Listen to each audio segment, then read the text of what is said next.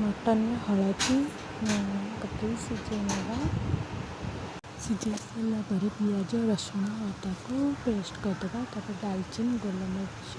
गुजराती को भी पेस्ट करदे किछिटा पिज आम गोल्डन ब्राउन मैंने भाजापी रखीदे साइड करदे मटन सिझा को काढ़ी ना पिज को गोल्डन ब्राउन करने तेल टिके भाजी ना भाजिला लंकागुंड हलदी पकई टिके समय भाजी ना